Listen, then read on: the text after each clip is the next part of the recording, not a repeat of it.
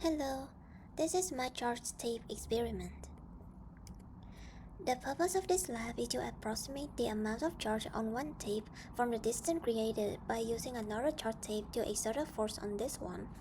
And the overall result will have the charge on each tape will be 1.32 times 10 to the negative 8 coulomb, and the number of the electron loss was 8.25 times 10 to the 10 electron. Some fundamental physics principles of this lab include Newton's second law. It proves that the system momentum doesn't change unless acted on by a force, as well as Coulomb's law, explain the attraction or repulsion between two electric charges, and gravitational force explain the attractive force between two objects with a mass.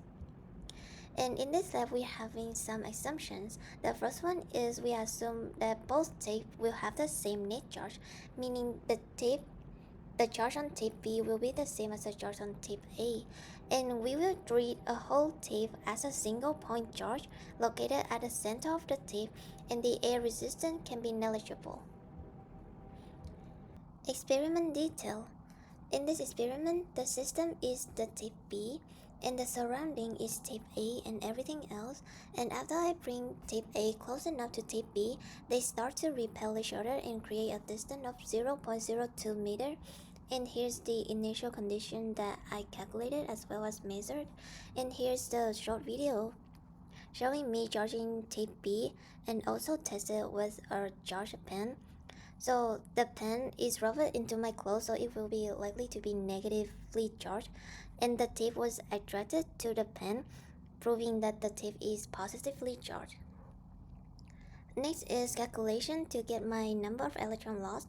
First, I found the gravitational force because looking at the free body diagram, we can see that the electric force causing by charge A has the same magnitude as the gravitational force on tape B. And after finding this number, I plug in into this equation and rearrange it to find the charge on tape B, and I got 1.32 times 10 to the negative 8 coulomb. And to find the number of electrons, I take the charge of the tape divided by the charge of the electron, and I got 8.25 times 10 to the 10 of the electron lost.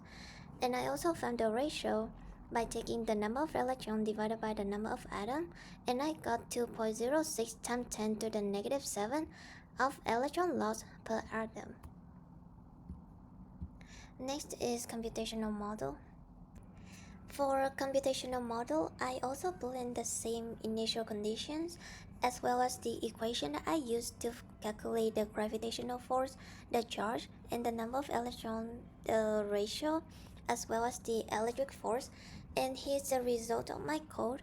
The top ball represents tape B, and the bottom ball represents tape A, and the top arrow is the electric force caused by tape A, and the bottom arrow is gravitational force arrow. And some sources of error in my experiment.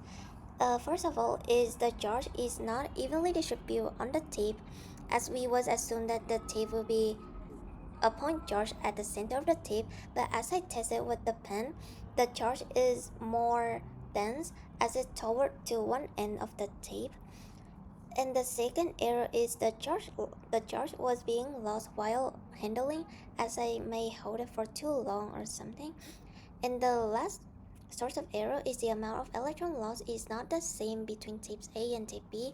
This causes me to redo my experiment several times to try to get the tape B to float from the tape A. Some additional questions.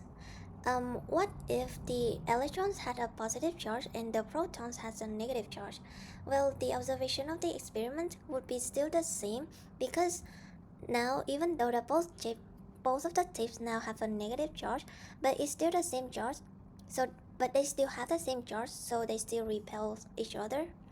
And why is it important to handle the charged tape as little as possible?